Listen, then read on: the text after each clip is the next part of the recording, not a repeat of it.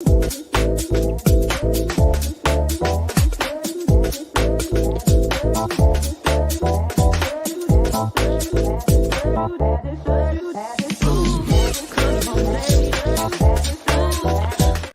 everybody. Welcome back to E20 Zone TV. Better late than never. To my right is Lucas. Down the bottom there is Clive, and we're here to talk about West Ham United's 2-1 win in Lancashire on Saturday.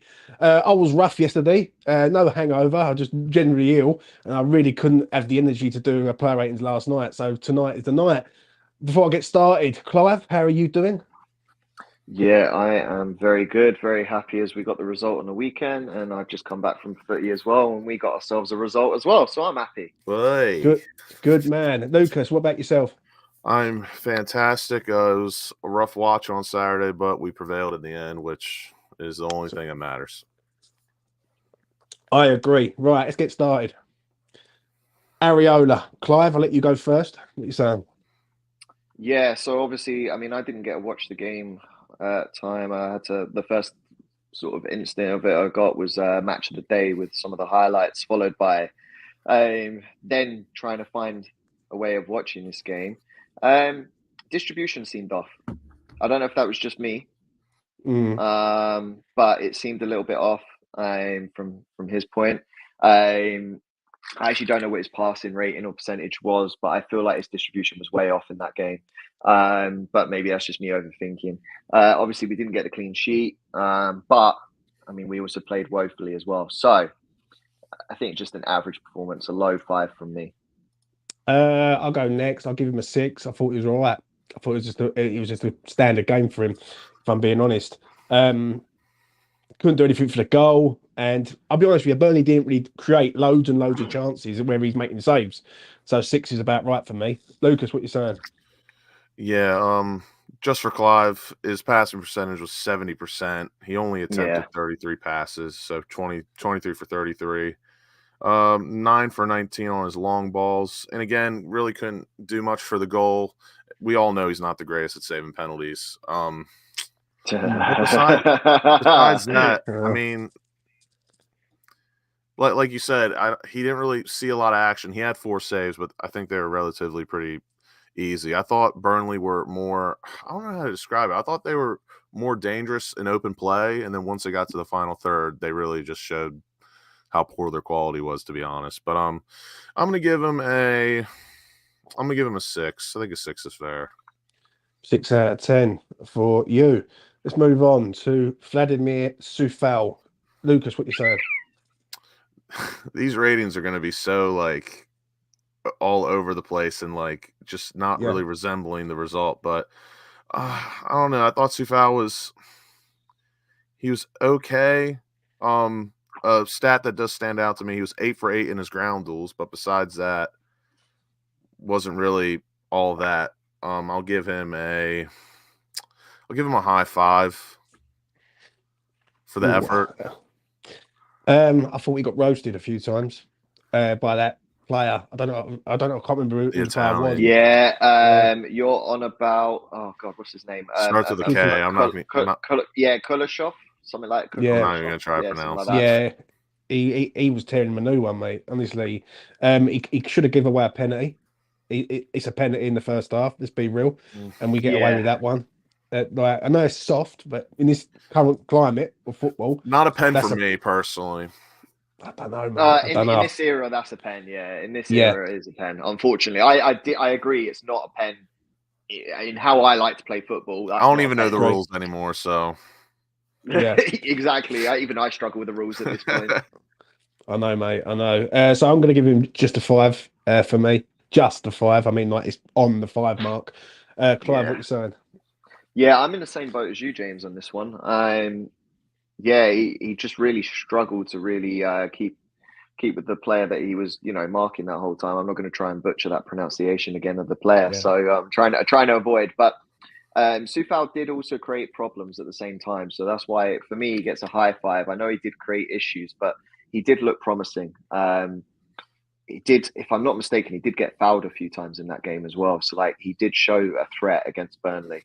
And we do have to remember that, Coufal's the best of a bad bunch when it comes to the right back position. Yeah, I hear you, mate. I hear you. Let's move on to this man, Zouma. What you saying, Lucas? Again, much like the whole defense, really. I wasn't too impressed, really. I thought everyone was pretty average. So again, these ratings are going to be so like they might be all over the place, but I'm going to give Zouma. I thought he was all right. I thought he was better than Coufal, so I'll give him just a 6. Thought he was okay. What about you, Clive? I was just checking if I was on mute. His passing was good. He had that shot, the headed shot, on goal. Yeah. Other than that, yeah, I think average. I thought defensively he was shit today, though. I'm gonna be. I thought he was defensively crap. If I'm being honest, like out of position so many times. I remember when they run through, and he was nowhere to be seen.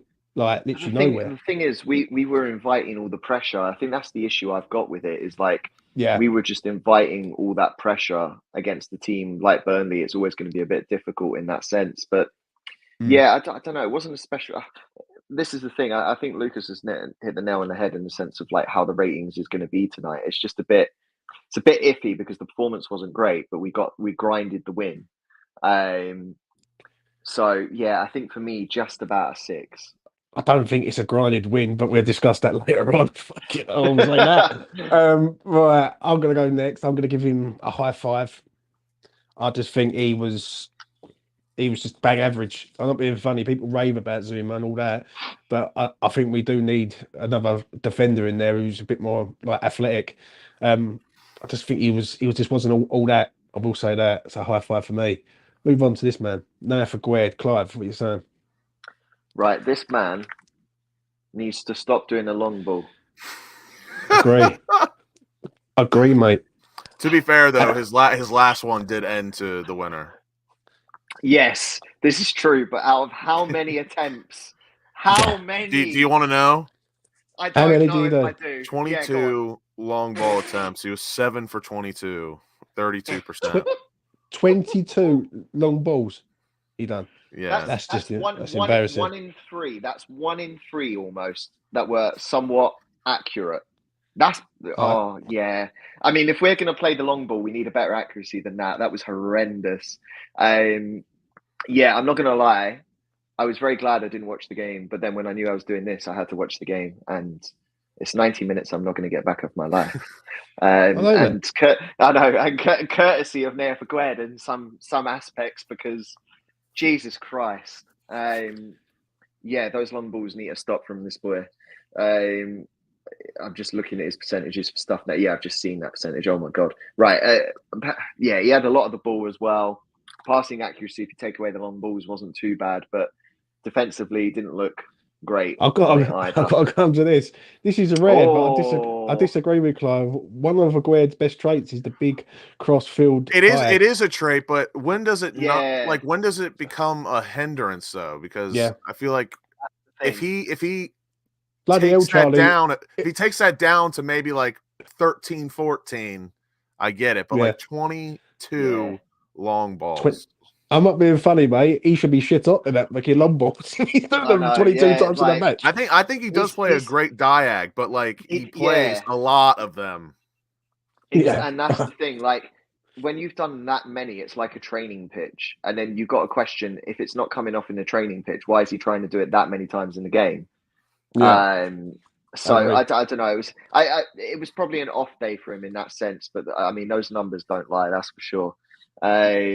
Yeah, I think for me, just about a 6. Just. I'm going to agree. I think he was slightly better than Zouma for me. I'll make mine short and sweet. I'll give him a 6. Lucas, what you saying?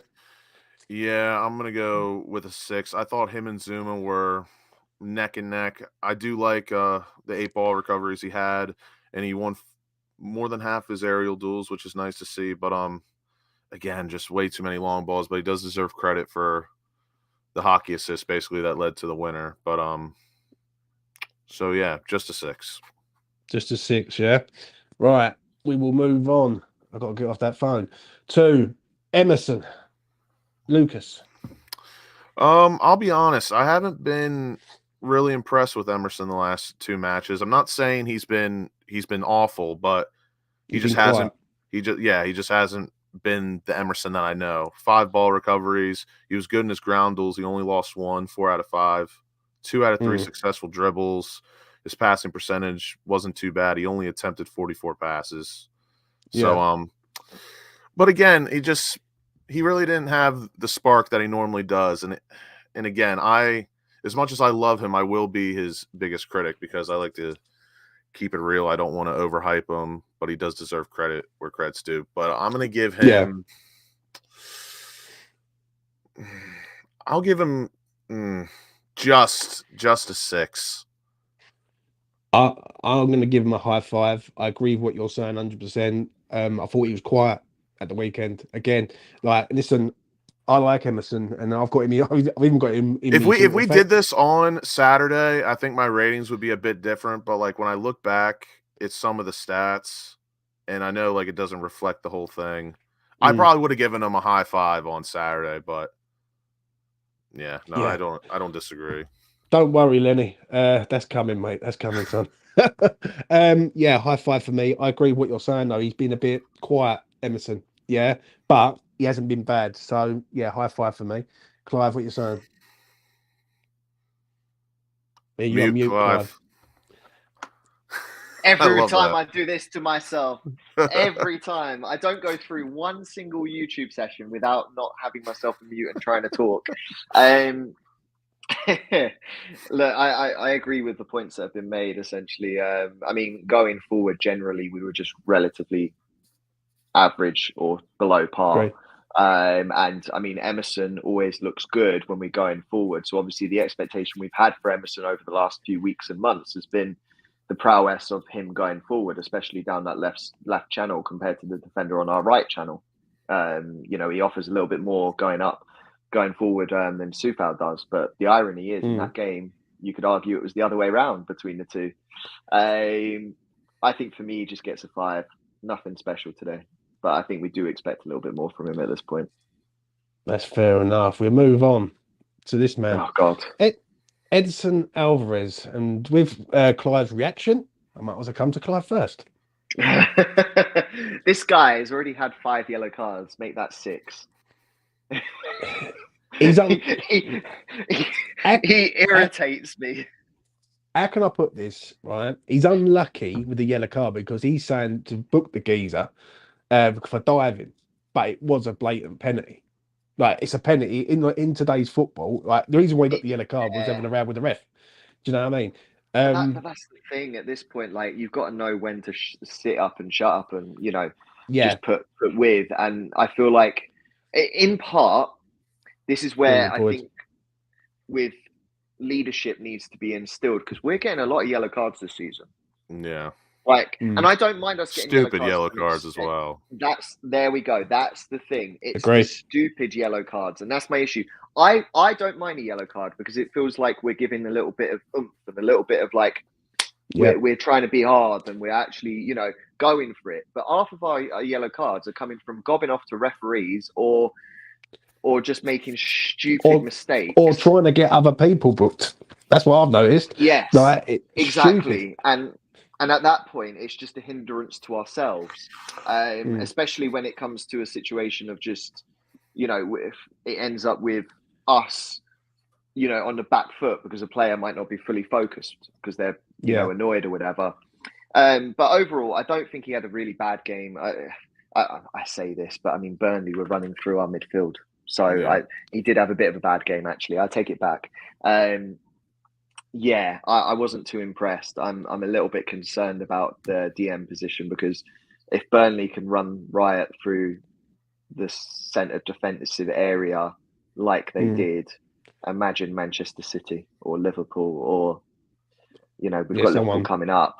Anyone with a bit of pace, we're basically going to get fried. We're sitting ducks. And I think that's my worry. So for me, it's a 5 for Alvarez, but I'm concerned. It's a tricky one because I hear what Brian is saying in the chat and what a couple of the other lads are saying in the chat right now. He gets back late from Mexico duty, so we've got to take that into account. But with Edison, he loves a yellow card. He loves putting himself in the firing line. Yeah. And this is what I've been saying for a long time. When does that become a problem then? Like, you keep getting yourself booked, and then we've got to keep taking this geezer off. There is a major problem at West Ham that we do have currently right now, and that is that we only have one defensive midfielder at the club. Yeah. And he's the only one we've got. So for me, I'm going to give him just a 5. He got subbed, rightfully so, and he wasn't good. And but let's judge him next week after a full week. No internationals now. And I think Edson's all right. I think Edson's a good player. I think we've got a good signing there, but we've got to take in, you've got to put it into context of where he was 72 hours ago. Do you know what I mean? Or whatever it was. Do you know what I mean? So 5 for me. Lucas, what you saying? For me, I'm going to give him a 5. He only played 63 minutes, but again, another early yellow card. I think that's really... I agree with that comment there. Comment at night. I was going to get on with that. Yes, too early, agreed. Like, if he was picking up these yellow cards, like, in the second half, maybe even, like, right before the half, like, okay, whatever. But he seems to always pick them up, like, in the first half an hour. And... It does change a whole lot for us going into the second half or even ending the half. But I didn't think he was terrible. I just thought he was average, and he did rightfully get hooked for tactical reasons. I didn't think he was playing that bad, but I even tweeted, I'm no tactician, but I would sub off Danny Ings and Alvarez now. And it ended up paying off, but I'm going to give Alvarez just a 5. Just a 5 for you. Let's move on to this man, who I thought was absolutely shot. Really, really bad. Probably his worst performance in a West Ham shirt this season by a country mile. I'm going to go first on this. The problem is with James Ward-Prowse is that when he's not on it, it shows, because in midfield he was getting bypassed, obviously with Edson Alvarez in there. His crossing on the day was absolutely atrocious. Like, this didn't surprise me though. This happened a couple of games back, didn't it? But the problem is he gets away with it. For this. But Burnley were always going to prepare for the style of play of James Ward-Prowse, so he was always going to have an average game, I feel. We didn't have a game plan. And this is the problem that we have. Yeah, this is the problem that I've been saying for a long time. Now, people might look at us on this channel and think we all talk shit. Yeah, but I don't have people who talk shit on this channel. That's the simple fact, right? When I look at him, if he doesn't do the set pieces and he's not on it like in that way, he's average. He's an average midfielder. Yeah, he's a standard average midfielder in the Premier League. Yeah, and it proved it the other day. You take the set pieces away, where he was getting bypassed, he was getting bullied off the ball. He just wasn't all that. I'm going to give him a high 4. I thought he was shit, if I'm being honest. Yeah, and it was mate. I went in on him on Saturday night. I said he just wasn't good enough at all. So yeah, high 4 for me. Lucas, what you saying? As James Ward-Prowse's biggest supporter and co-president of his fan club, along with a true hammer, I agree with some of the stuff he said, and not.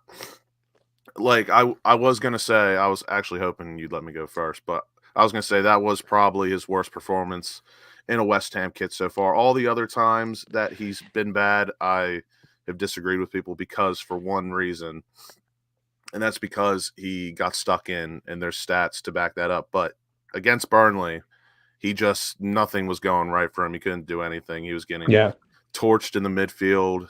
His crosses weren't great. His corners weren't great. He just really didn't make an impact, and he really didn't.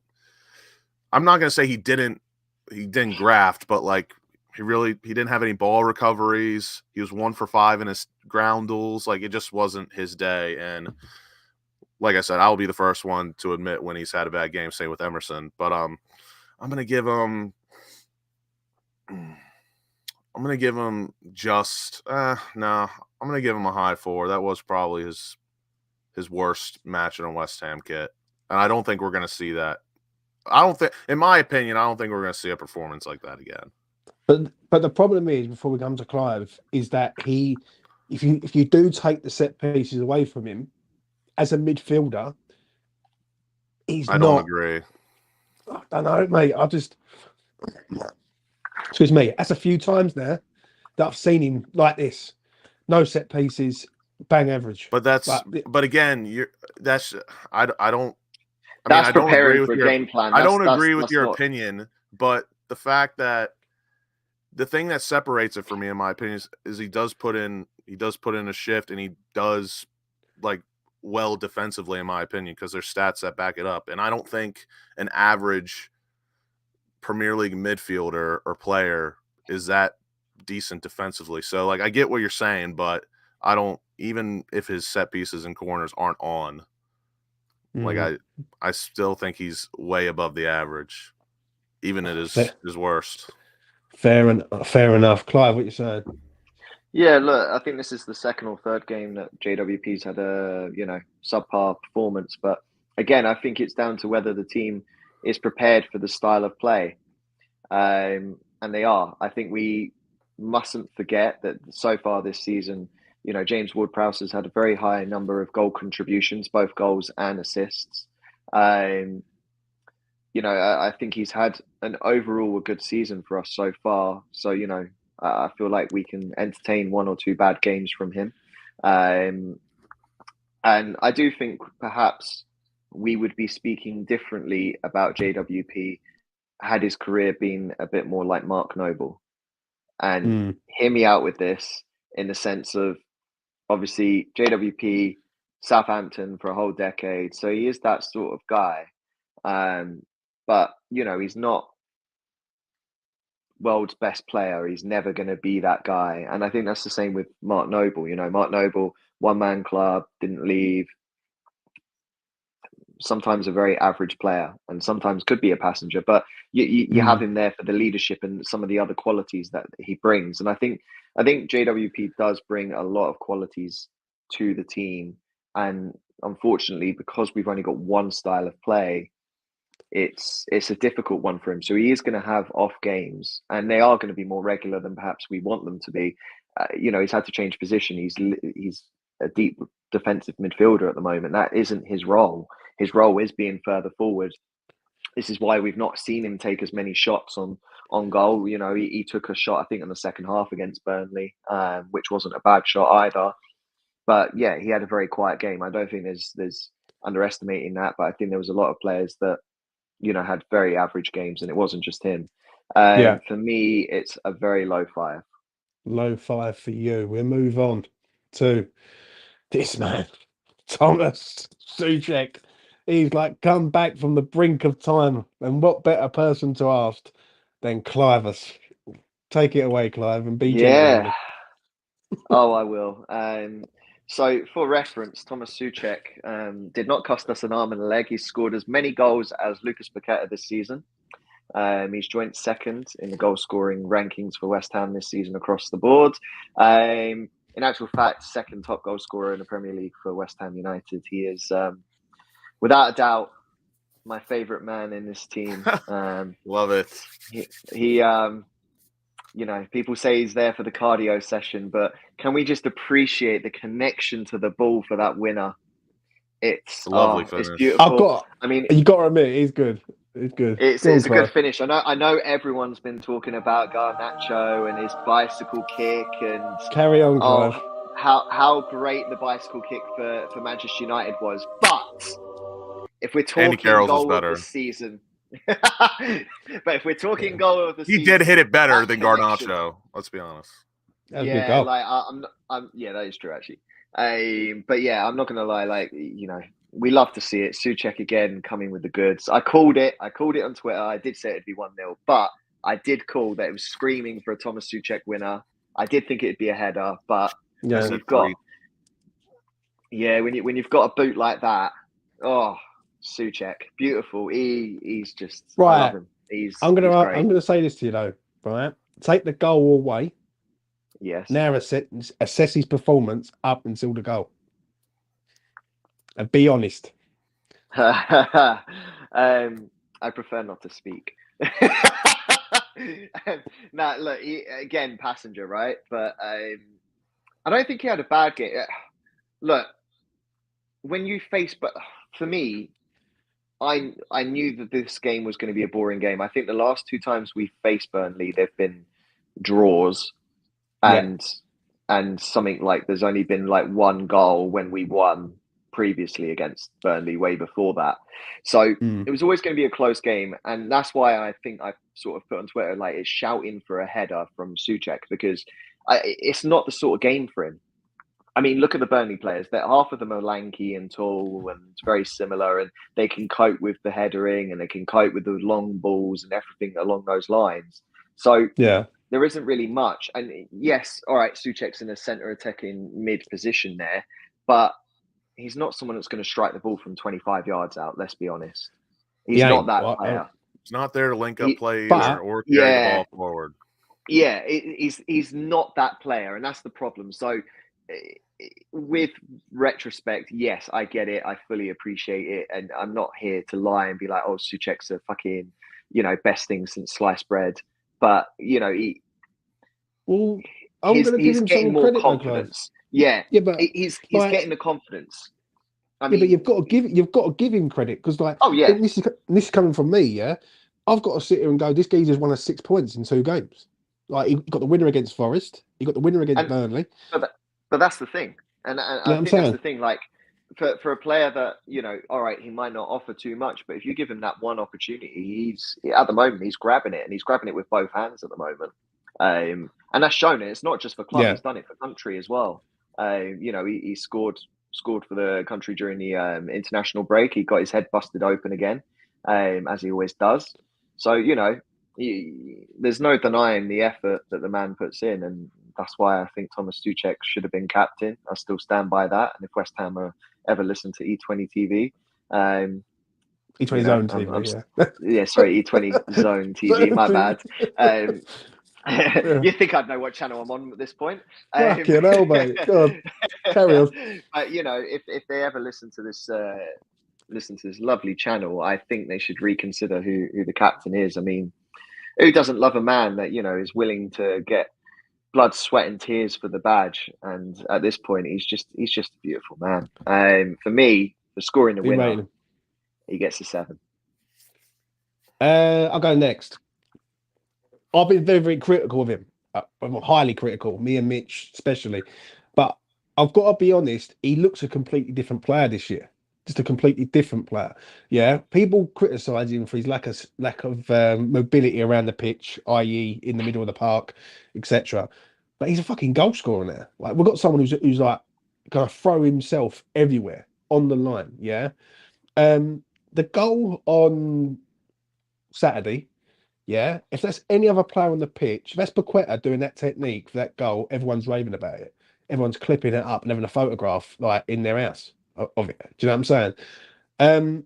It's a great goal, great technique, great positional play for the goal.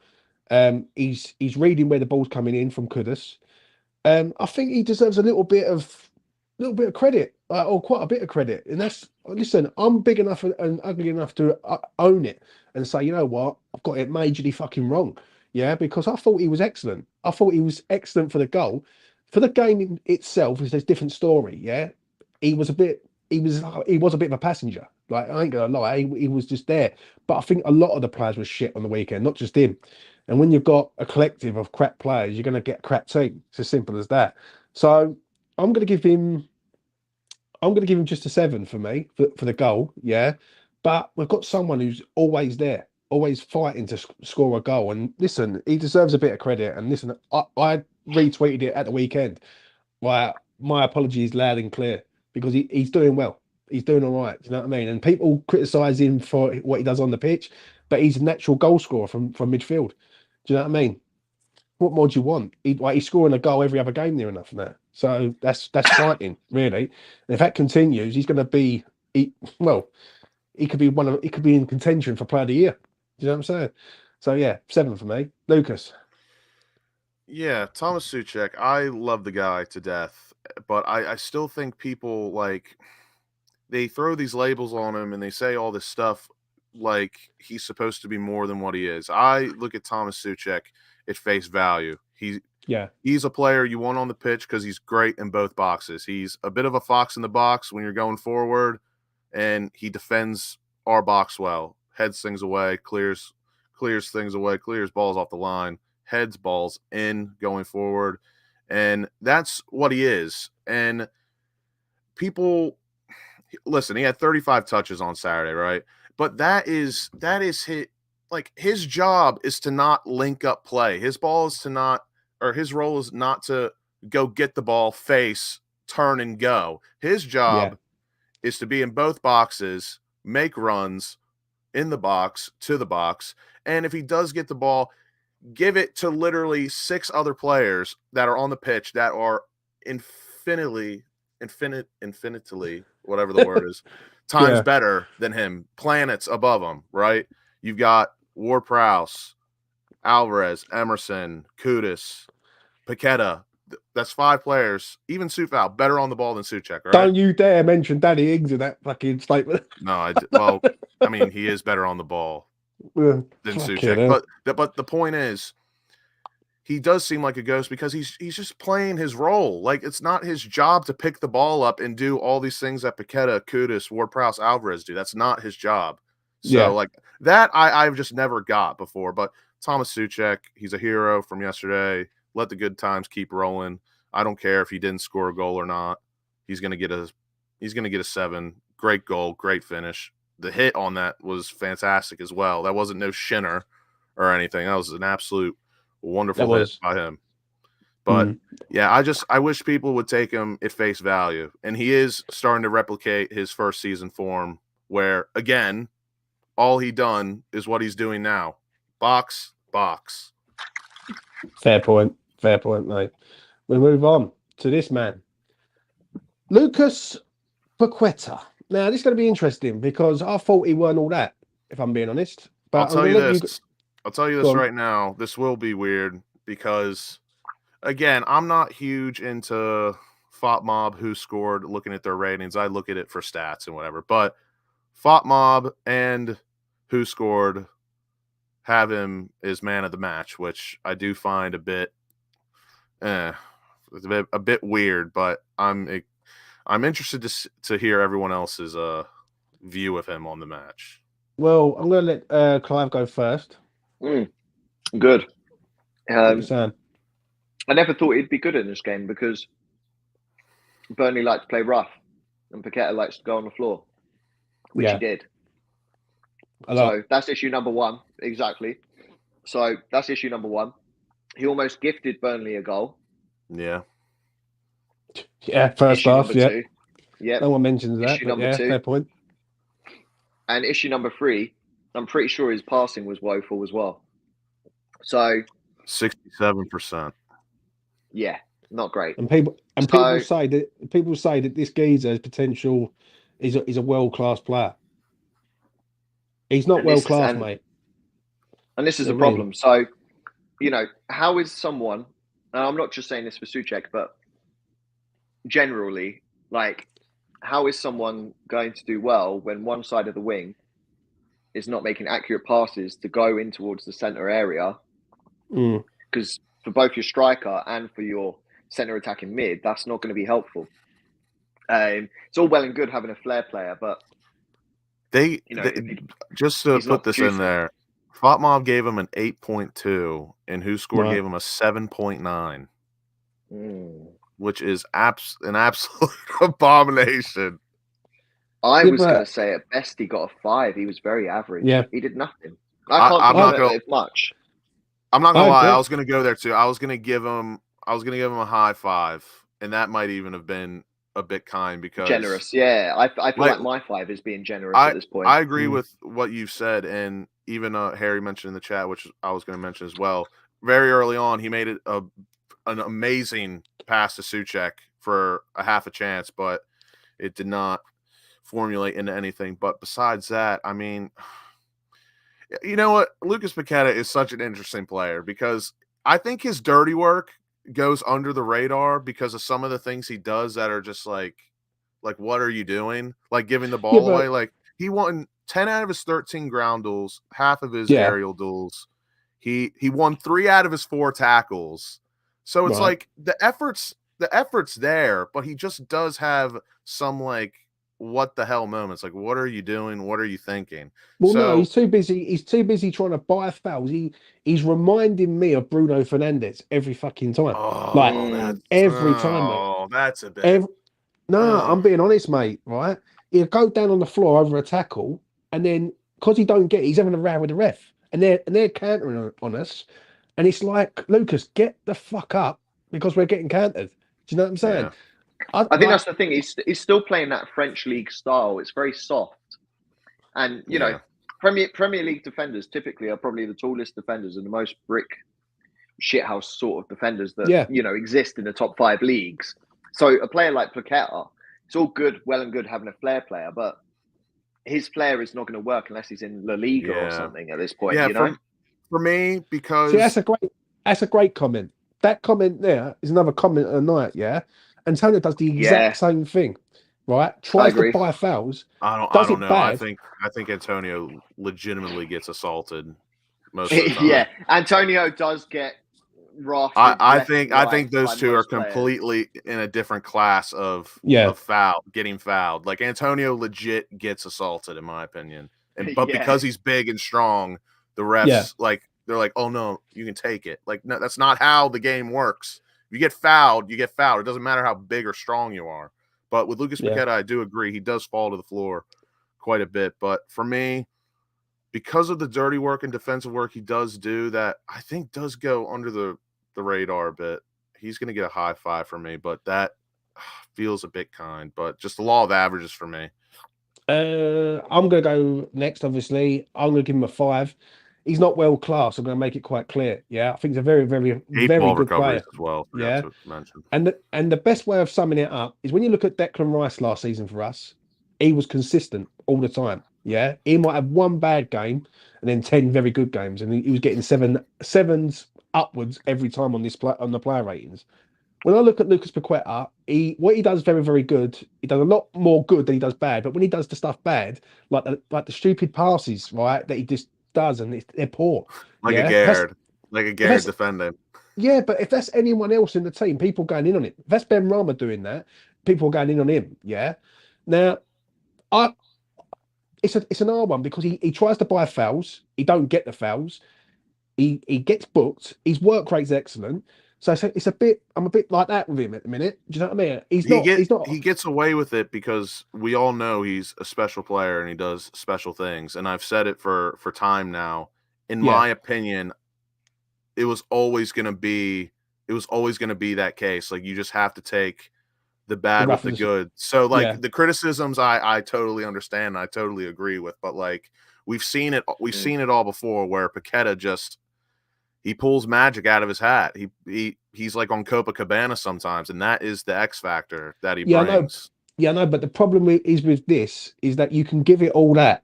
Yeah, you can. Yeah. But when you are playing against a team, and if we play against a better team and he tries to buy fouls, he don't get the fouls, and they're hitting us on the break. Yeah. He needs to get up off his arse and stop keep having a row with the ref. It's not the first time he's done it, Lucas. He's done it a few times now. I know. Do you know what I'm saying? If you're working it and you're getting the fouls, that's all well and good. When you're not, right? He reminds me of Di Canio to a point years ago, right? And that is no joke. Like Di Canio, we used to go down and then moan, and for how much the fans love him, and people do love Lucas Paqueta, he does the same sort of thing. Do you know what I'm saying? But it just wasn't his day the other day. I will say that, and he's going to get a 5 for me. Let's move on to this man, Mohammed Kudus. For 85 minutes of the game, I thought he wasn't all that. And then the last 11 minutes, he was unreal. Clive, what are you saying? Can you go someone else first? Go ahead. Lucas. So, and I'm going to say this quite openly, and I want people to understand that I love Mohammed Kudus. And what I'm about to say, I'm not saying... I'm going to try and compare two things, and I don't want people to be literal about it, but like, Kudus, some of his performances and some of the things he does in the game has happened to Ben Rama before, where like Ben Rama, he'll do a lot that just doesn't formulate into anything. It looks like he's doing a lot, but he isn't. In my opinion, Kudus does a lot. He actually does a lot of good, but it doesn't formulate into anything. Like his driving runs that he makes, so when he turns defenders, it's absolutely brilliant, but it doesn't formulate into anything. And I'm not saying Ben Rama has ever done that, and Kudus does it way better than Ben Rama, but it's almost the same thing where they do stuff that just doesn't formulate into anything. And with Kudus, just I don't know.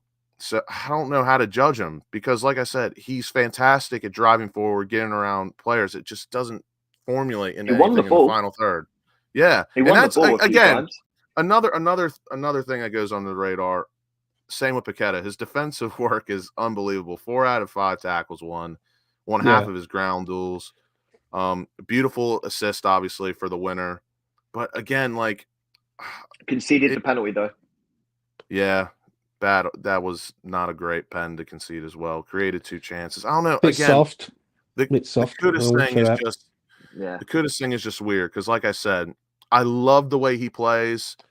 He's quality on the pitch, but like it doesn't formulate into anything. And I don't know how to like expand on that thought. I don't know if you guys agree with that. But for Kudus, I'm gonna give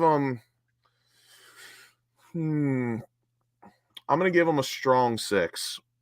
I'm going to give him a strong 6 because I thought the assist he done absolutely lovely for. I thought his driving runs were good. And without the assist, we don't win. So I'm going to give him a strong 6 for that.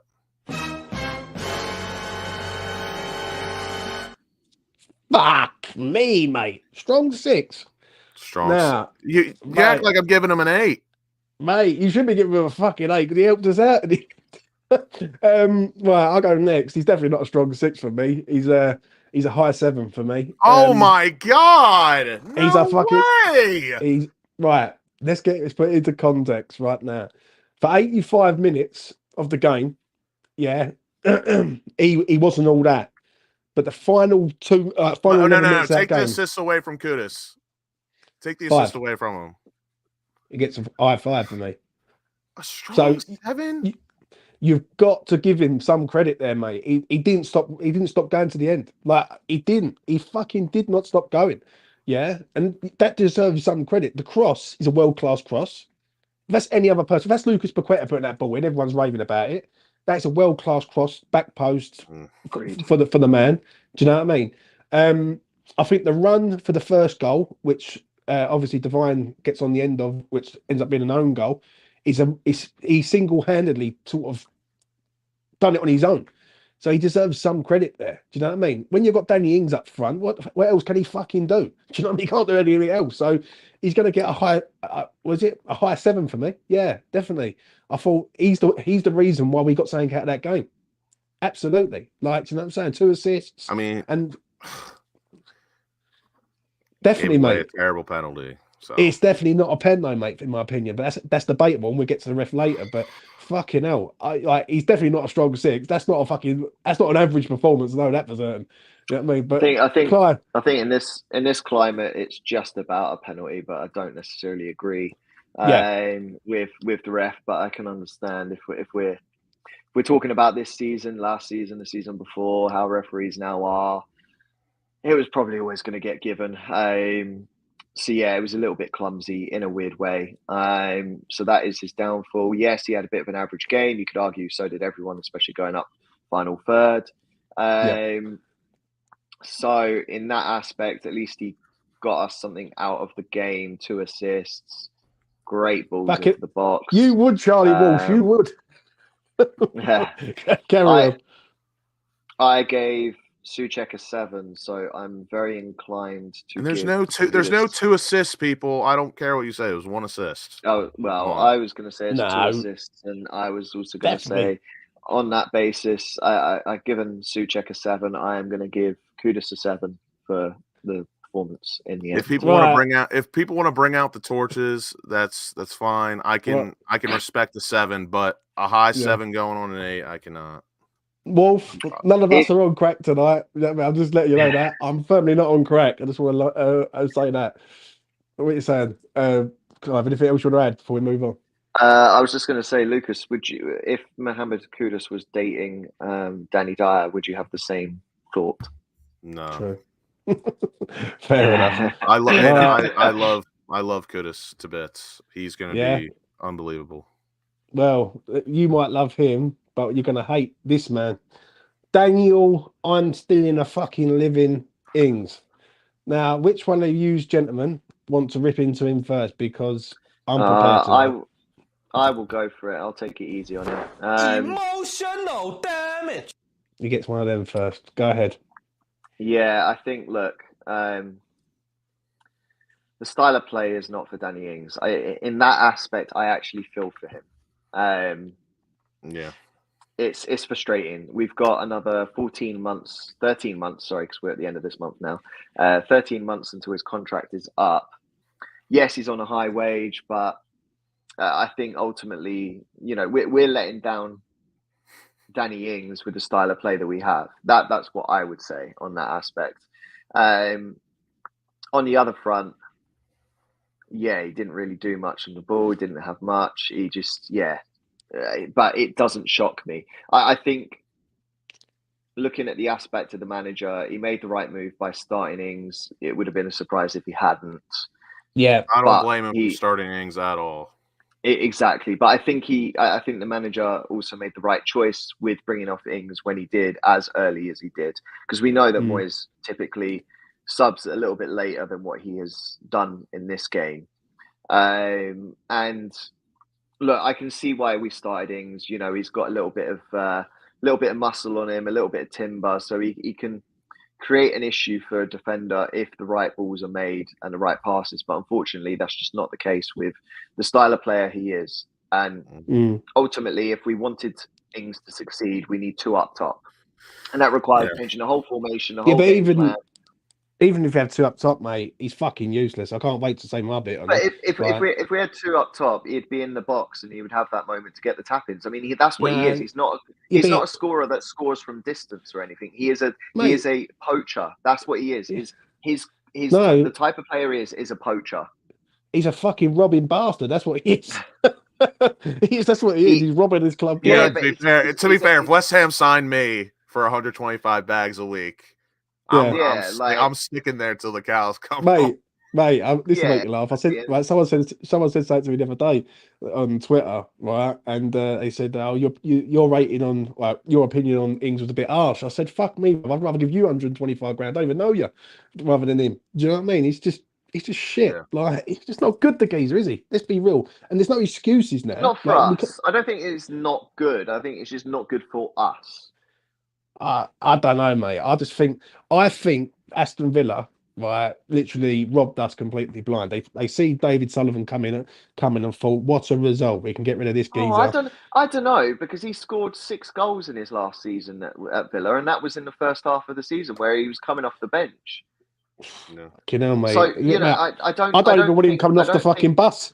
But what I mean is he played basically the same amount of games second half of the season, only scored in one game for us, which was a brace.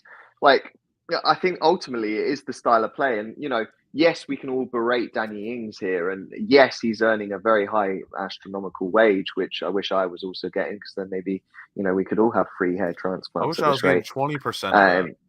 Yeah. But, ultimately, I think it's a tough one. It's just, I actually feel for him, because it doesn't do him justice for the career he's had. He's scored a lot of goals in the Premier League across multiple teams. I'm talking Burnley, Southampton, Aston Villa he's done well with. Liverpool was a bit iffy, but that injury was a major injury here. And yet after Liverpool, he did get back on form with Southampton. He did get back on form with Villa. And it's just not the right player for us. And I think that's why I refuse to. I apologise for him, Lennon. It's fine. I agree with Lenny on that. But it's the style of play that we are. We should never have gone for a striker like Danny Ings, and that's why I feel sorry for him, because I totally agree with. And ultimately, imagine how he must feel. He must be frustrated. I know he's getting 125. I disagree though, man. Right, rate him, because I want to fucking rip into this prick. Honestly, I mean, look, it was a shit game. I mean, I feel bad for you. I'd feel bad for you if I shipped you over here and I made you go to 10 country concerts in a row. even though Mate. that's not your jam. Mate, Oh mate, no! if you're getting me out the fucking ends, I'm all for it, mate. Fuck it, let's go. Get me out the ends. We're gonna sign James to what's the team that lost all their quarterbacks recently? Oh, fuck knows. Now you're talking a different language. But That's who you're signing for, and you're going to be the quarterback. I'm not going to the extent of Clive, but like feeling bad for him. But I think what Clive has said is totally justified. Like, disagree, but carry on. Do I think he's stealing a living? Yes. In a sense, yeah, but at the same time, we don't play to any of his strengths. He doesn't fit our system currently. And there's only one man to blame, in my opinion, and that's right. You've got to have professional fucking pride in your performance. What's he proud about? Like be honest there, right? Do you think he doesn't? No, but this is the thing. This is what I'm saying. That's what I was saying. Yeah, like, this is what I'm saying. He doesn't. He doesn't fit the system. He's not the striker he once was, in my opinion. And I do think he tries, but he it's not good enough. Like, I'm not saying he doesn't like try to put in the shift. I think he does, but he just doesn't have it anymore. So, yeah. And then again, in terms of starting him on Saturday, I get it, but my personal preference, I would have started Mubama. But again, that's just me speaking, but I understand why he played. But for Danny Ings, the only way I feel for him is because he's really not being played to his strengths. He doesn't fit the club. He doesn't fit the system at all. David Sullivan done absolutely terrible in getting him to this club, which again, like, really, Danny Ings could have sat at Villa. He wanted to try and make a move, but I'm giving Danny Ings I'm going to give him a 3. So it's two threes on the board, and I guarantee James is going to be a 1 for turning up. No, he gets a fucking 0 because he's fucking awful, mate. Absolute awful. I don't care what you lads have said. That's the first bit. Yeah, this geezer is on 125 bags a week, and I expect an 125 grand a week player, yeah, to be doing a lot more than he is. Yeah, he's on the pitch and he's like a fucking ghost. Do you know what I mean? He just walks around, strolls about. And Moyes, I'm gonna say this quite openly. Yeah, Moyes took the piss in the fucking interview, saying, "Oh, well, he held the ball up well." Fuck me, mate. For 125 grand a week, I want my player to do a bit more than hold the fucking ball up. Let's put it like that. I thought he's shit. I thought a youngster comes on and shows him up. He runs about. He gets stuck in. He's fighting. He's prepared. Why do you think a youngster showed him up in all the things you said he'd done bad? Why do you think that? Because he was more hungry than Danny Ings. Danny Ings is not hungry for West Ham. No, he's got pace. No, fuck all this shit about pace. Do you know what I mean? Because if I want pace, I'll go and get Mubama fits the system 1,000 times better than Danny Ings. At the end of the fucking day, the geezer's on 125 grand a week, and I want to see a bit more effort than him strolling around the pitch. It's not an effort thing at all. Yeah. He's slow and old. Hold on. He's slow and old. Let's say that Danny Ings is not on 125, right? Would you still have the same opinion? Yeah, but he's on 125 grand. But the problem is though, Clive, you can't take that away from him, yeah. And he's on 125 grand a week. He's our most. It's not his fault that he's on 125 grand a week. Exactly. Mate, it's not my fault. It's not my fault. It's not my fault. I've got to keep watching him every fucking week in a West Ham shirt. But I do because I support West Ham. He needs to fuck off at the door. He needs to not get on the bus, not get on the plane, and stay in fucking Chadwell Leaf until his contract gets terminated. But when he plays, but the thing is, if he was just at Chadwell Leaf in the training centre the whole time, he'd be getting 125 for doing absolutely jack shit, which is even worse, theoretically. But he's getting 125 grand to be on the pitch and do fuck all. I'd rather him be in the training than on the pitch and doing fuck all. 125 grand. I agree. I'm grading him on that instead of his actual. I'm grading him on his fucking performances, and no one can tell me. I think Adam, who come on the afterthought the other day, summed it up brilliantly. 21 games now without a goal. 21. It doesn't surprise me. Right? And like people say the system, this, that, and the other. Fucking hell. We've got a young lad running around trying to fight for the shirt, and we've got Danny Ings sitting there with a fucking different haircut every week. Do you know what I mean? It's just not on. He gets a Why 0. are you blaming Danny Ings for Mubama? Danny Ings playing? is fucking shit, mate. Right? The problem is, and this is where people get a bit fucking deluded in life, right? When a player is not playing, and he gets the opportunity to play, that's when you got to step up. You got to step up, right? Divine comes on, he stepped up to the plate, right? Tell me a time when Danny Ings has stepped up. I'll tell you why he stepped up to the plate, because he fits the system and he has something to prove. That doesn't mean that Danny Ings is not trying. So you're telling me Danny Ings has got nothing to prove at West Ham right now? I would like to think he does, but he ain't fucking doing it, is he? He doesn't suit the system. That's why he's shit. He doesn't suit the system. He's old. He's slow, but I still think he tries. But it doesn't matter if he tries. It doesn't matter if he tries or not, because even if he does, he's old and slow. And doesn't fit the system. Do you know what I mean? At the end of the day, he's fucking shit. He gets a 0. I'm gonna be straight. Yeah, the geezer needs to get out the club. He's not good enough. Do you know what I mean? He's on 100. Listen, you've still got to say it. 125 grand a week, and you've got other players at the club who deserve that money and who do more than what Danny Ings does. Disagree. Do you know what I mean? But it is what it is. I think, like Lucas said, he's old. Stop blaming Danny Ings for what he makes. He's fucking shit, mate. He is old. He's slow. He's had injuries, and not only that, he is only ever used to playing 2 up top.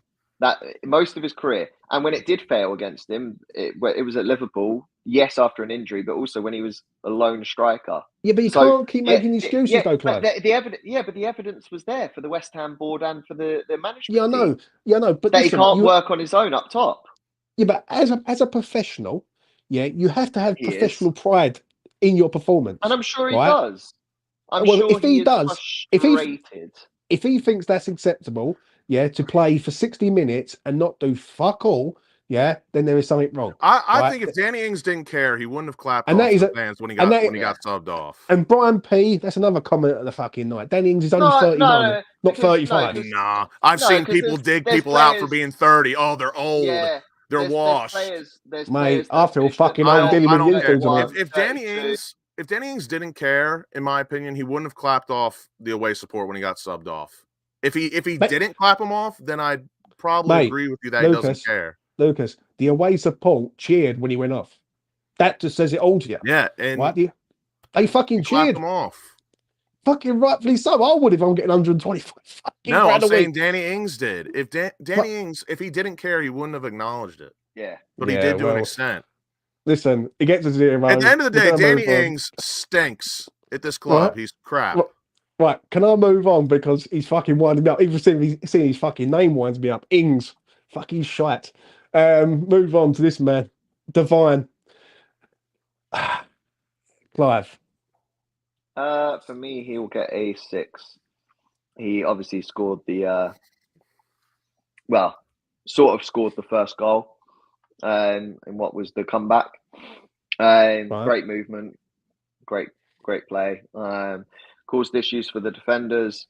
That would have been expected even if it was Mikel Antonio, because of the style of player he is. Not that I want to keep on about Danny Ings, but I'm just saying the style of player that Mubama is, it works. So yeah, I mean, he gets a 6 from me. I'm going to give him a 7. I thought he was excellent when he came on. Right, if you sort of break it down into sort of the 36 minutes that he was on the pitch, the first 15 minutes of him being on the pitch, I thought he was a bit like rabbit in headlights. Yeah, I think he was running around. He didn't know where to be, and he was just getting climatized to the game. Once he had gone past that, and I said it on the afterthought the other day, right, he looked good. He run the channels well. He was fighting for the ball. He was a nuisance. It was a nuisance, right? And he makes the run for that first goal for West Ham. He makes the run. If he does not make the run, the ball does not come in. It doesn't end up being a goal, in my opinion, right? So you've got to give him some credit there. There is no excuses now. This man has to play. Yeah, Daniel fucking Ings can sit in the fucking coach for all I care. Yeah, this lad is a local lad. He's from Newham. He cares. Right, get him on the pitch now, and I will get some more later on in regard to that. But I'm going to give him a 7 because he's one of the reasons why we end up winning this game at the weekend. There was 2 or 3 concerning sentences there. What's that? Local lad, this, that, and the other. You're giving me Flynn Downs flashbacks. Mate, listen, but did he fucking change the game for us at the weekend? He did. Yes, but I mean, Well, yes, it was. So we'll move on. Lucas. I don't think he changed the game because he's a local lad, but I agree. I'm going to give him. I just want to go on. Go ahead. No, go ahead. But Harry, yes, I did, and I did tell him about his sort of bad fucking dating of alcohol. But yes, Harry, I did.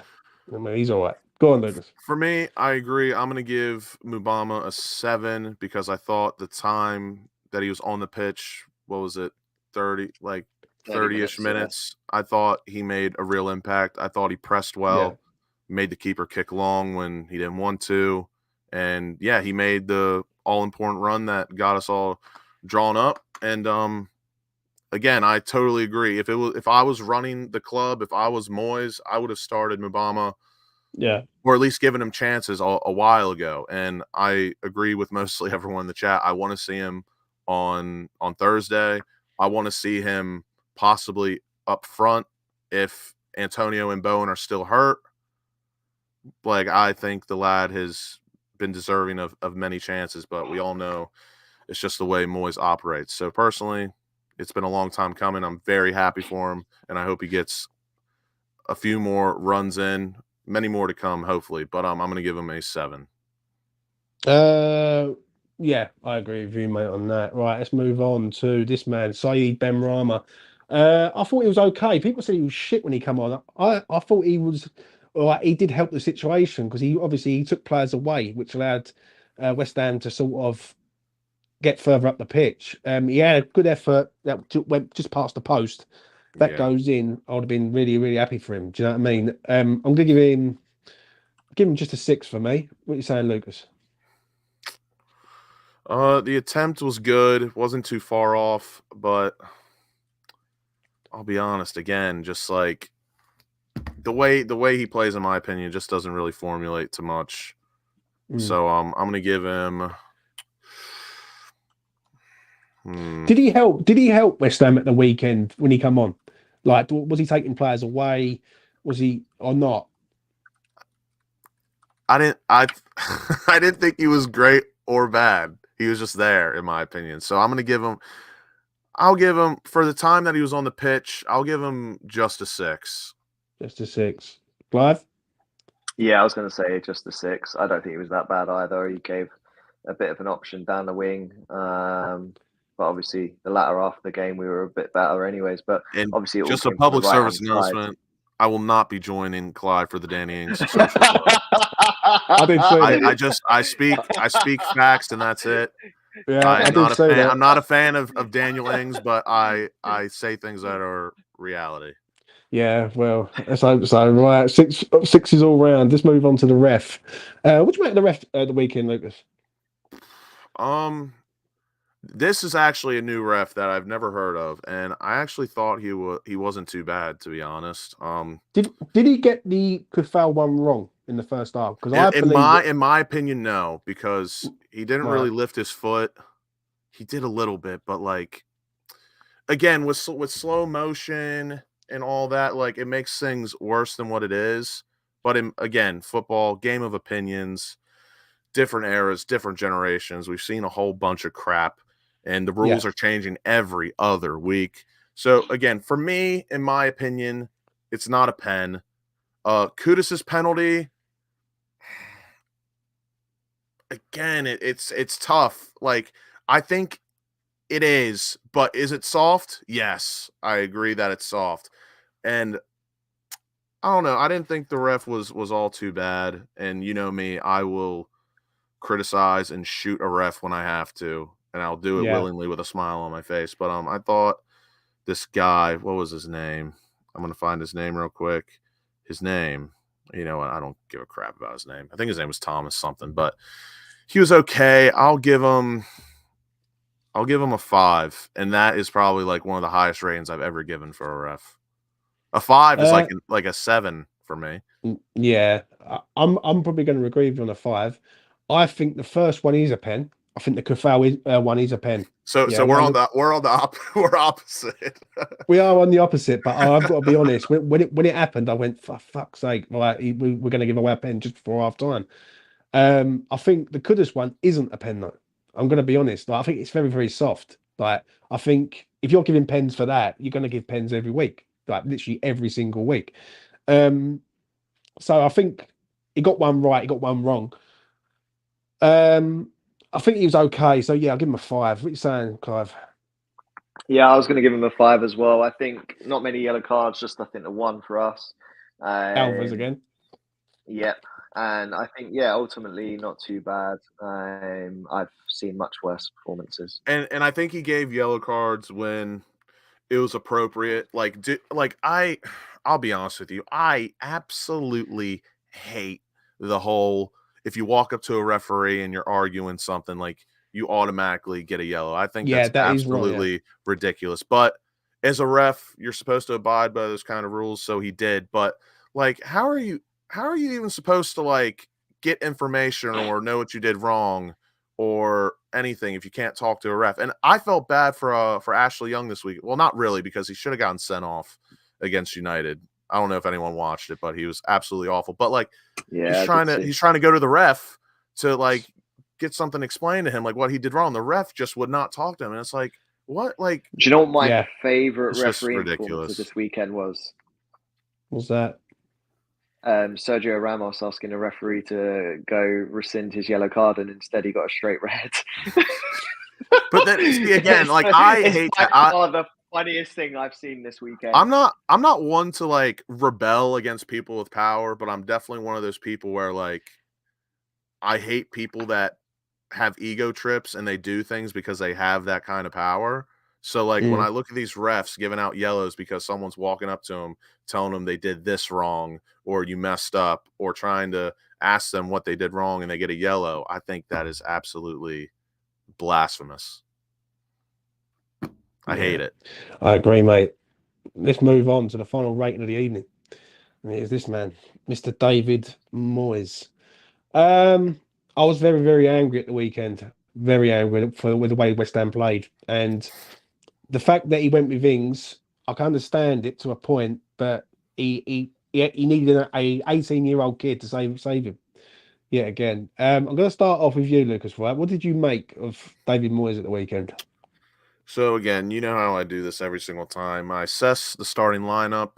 Again, personal preference. If it was me, Mubama starts, but I get why Ings starts. So starting lineup with no Bowen, no Antonio. It's about as strong as we can get, in my opinion. Right. And then the tactics. Again, I hate seeing James Ward-Prowse in a double pivot. I think it restricts him massively. But again, that's not an excuse for how poorly he played. But that's just my opinion. And then I thought he got the substitutions bang on. The substitutions won us the match, so he deserves a bit of credit there. Even if people agree.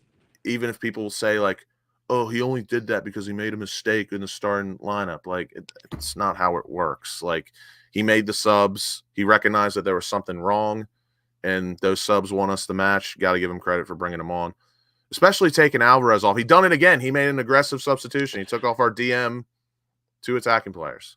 So I think the DM though situation was because of the jet lag, and then basically I think there's no way Alvarez could have played 90 minutes. Like, I don't agree. I think but I think it was just an attacking substitution. I agree, and he was on a yellow as well. Otherwise, otherwise you would have seen Soucek. Otherwise, you would have seen Soucek pivoting back into the double pivot, and we didn't. So I think Lucas is spot on that. I think you got to give Moyes credit for the substitutions, even if you thought he should have started Mubama or done something else. So the lineup, in my opinion, as good as it could get. The tactics were average, I'd say, but the subs saved us. So I'm going to give Moyes. I'm going to give him just a 6, because I think the subs really saved him last match. It's an hard one for me. I thought he got it massively wrong at the weekend. I understand it with Danny Ings, but I'm going to know more this week, especially Thursday, because I swear to God, if Danny Ings starts in Serbia, then I am literally going to hit the fucking roof big time. I do mean that. Yeah, I don't want to see Danny Ings in his team. I'm sorry. Yeah, I don't. I thought at the weekend West Ham was shit for 85 minutes of that game, completely shite. And Burnley, someone said it the other day to me, funny enough. They turned around and said that Burnley went forward but didn't really do a lot, right, by going forward. Like Areola, I don't really remember Areola having to make loads and loads of saves to keep us in the game. I thought during the match, I thought there was a lot of action in the middle of the pitch. But I agree. In both boxes, absolutely crap. Yeah. And the problem is with us is we should be turning over Burnley a bit more convincing there how we did. Yeah, right.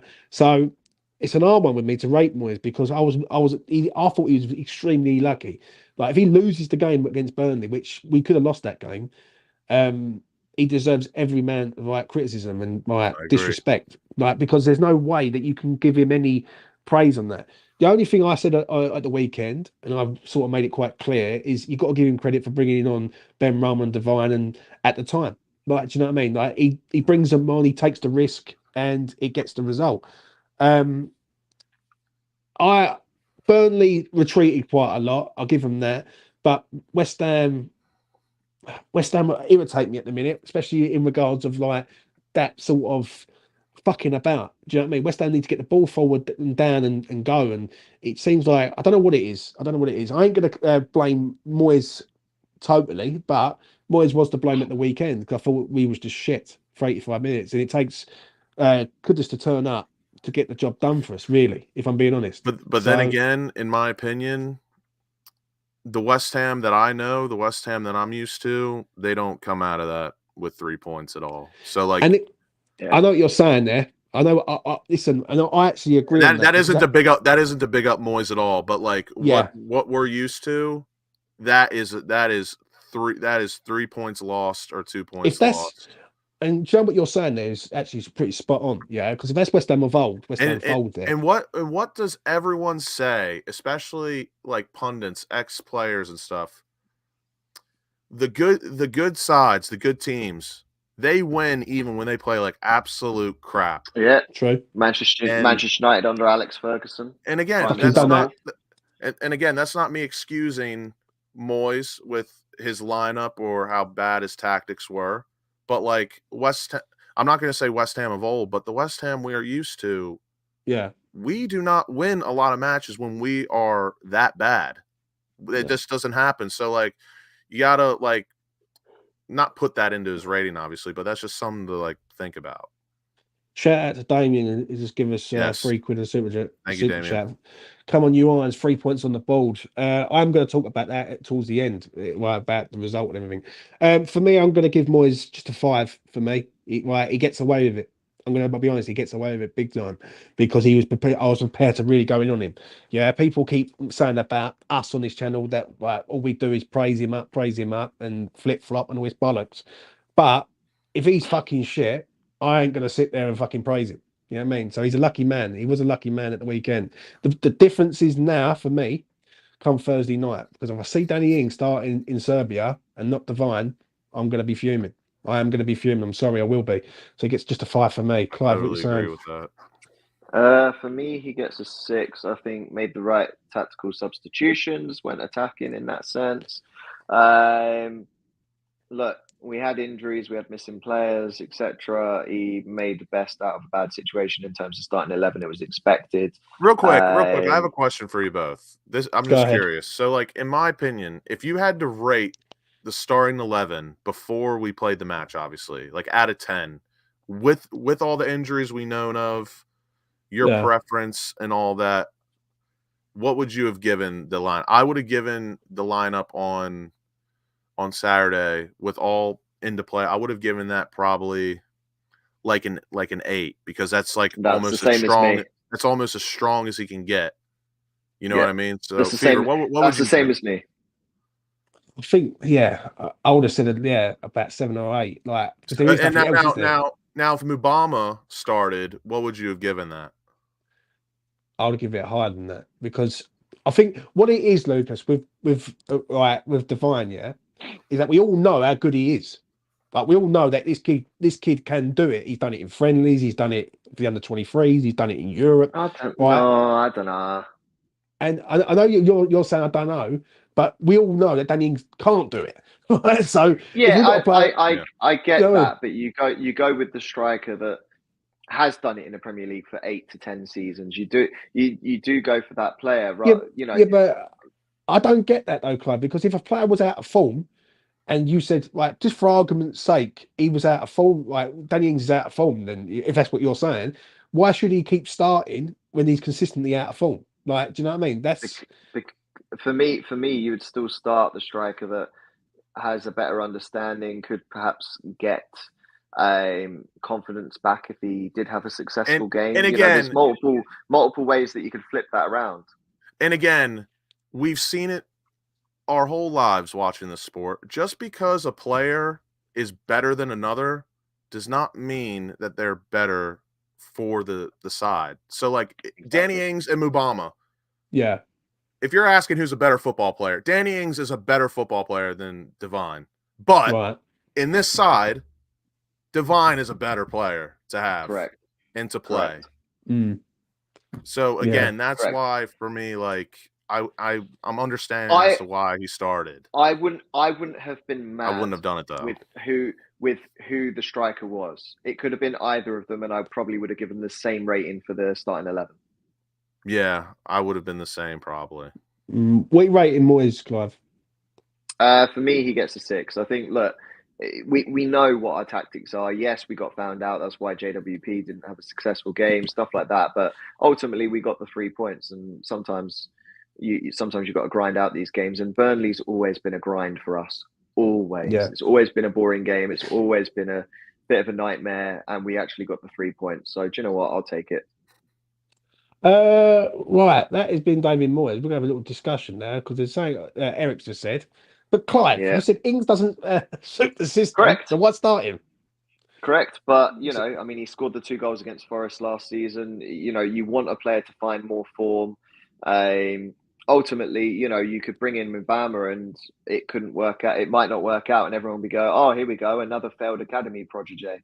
Like, the fans would be very quick to turn ultimately. And yes, it succeeded for Mubama in that game. And now going forward, yes, I'd like to see Mubama ahead of Ings in that sense. But I can see why you'd start Ings. Yes, he doesn't suit our style of play typically, but ultimately, if you do have one correct pass go into the box and he's there, Ings is going to score that goal. And people are getting it mixed up. It's like we're trying to say we see it from Moyes' perspective. That's not our preference. Like it is not my preference to see Danny Ings. Like if I was calling the shots, Grady and Ghana would probably still be here, in all honesty. But I'm not. So like again, it's just about perspective. It's not all about preference. Yeah. Exactly. People are getting it twisted. I think if you listen to exactly what I've said, then you'll see what I'm saying is that Ings does not suit our style. That's not down to him. Unfortunately, you've got to look at the ownership. You've got to look at the management that signed him. And yes, that's why I feel sorry for him. Do I agree with why he started the game? Yes, because if he had found form, we'd all be thankful that he found form. He ain't ever found no fucking form, mate. But he's not going to find that form, and I think his time has now come in the sense of now Mubama is going to be ahead of him in the pecking order, and now I pray that he is. Yeah, and exactly. He fucking wants to be. I've never once said my preference would be, oh my god, Danny Ings is in the starting sheet. Let me go and get excited about it. It's never been that, but now we can physically say Mubama's had game time and gone and made a success of it.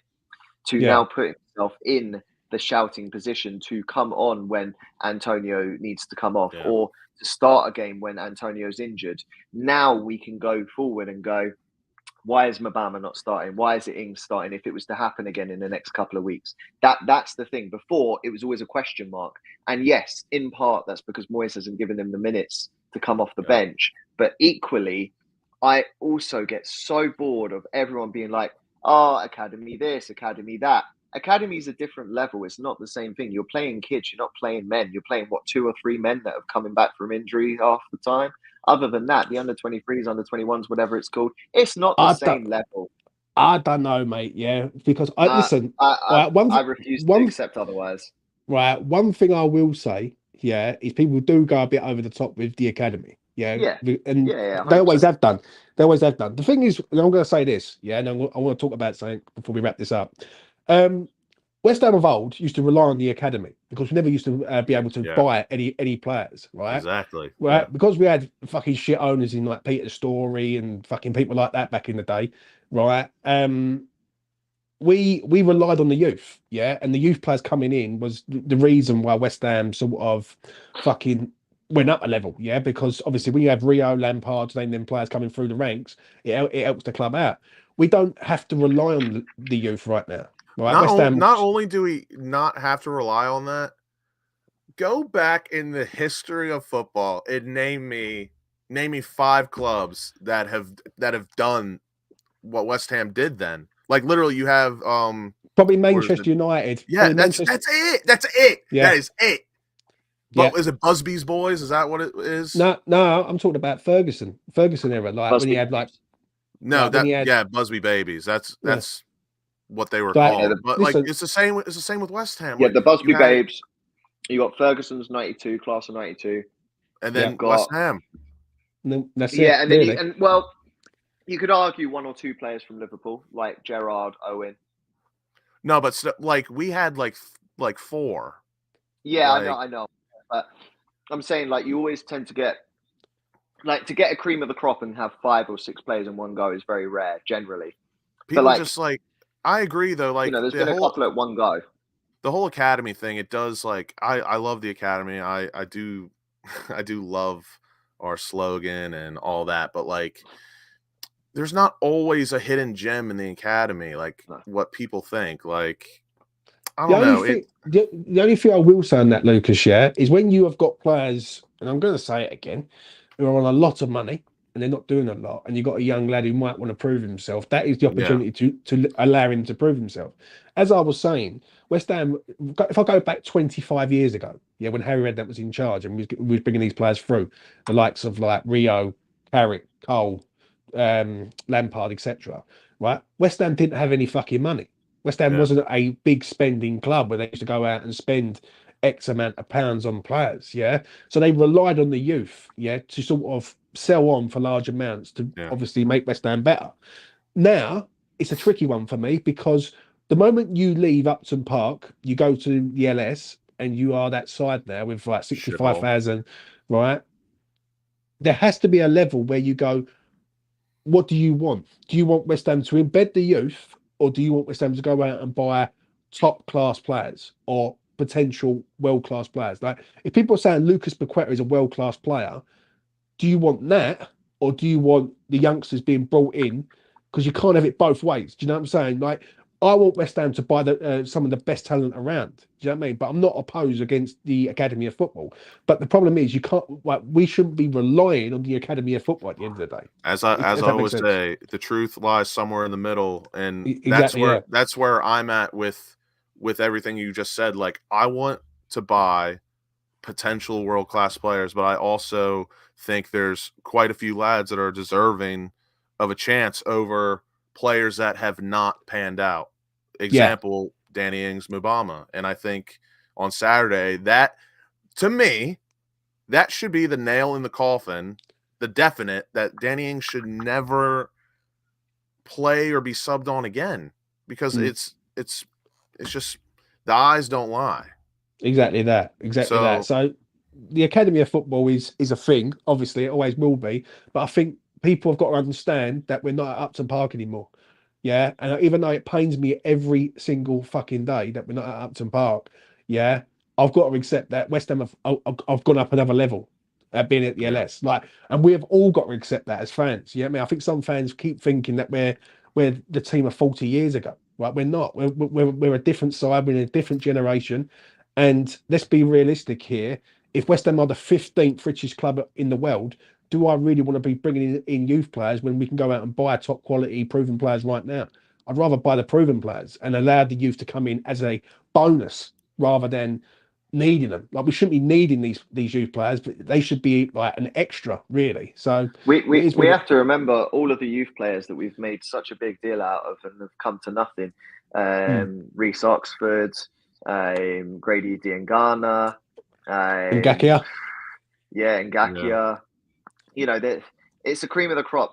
They always say when you're 16 and you either sign a professional contract or you are let go of at that age, Ashby. Right? Yeah, I mean, they say 5% or less is what is usually signed from a youth contract to a full-time contract. How many actually then? How many? Just like college basketball in the NBA. Make it? Yeah, and how many? Literally 2%. 2%. But this is the thing: how many of that 5% actually end up making it as a career? You know, to actually succeed in the club that they've been brought up into, and not end up down the lower leagues is then 1% of that 5%. So it's even smaller. So we have to understand it's the cream of the crop. And we've had one recently. We managed to obviously sign Declan Rice at the age of 14. And that is our cream of the crop.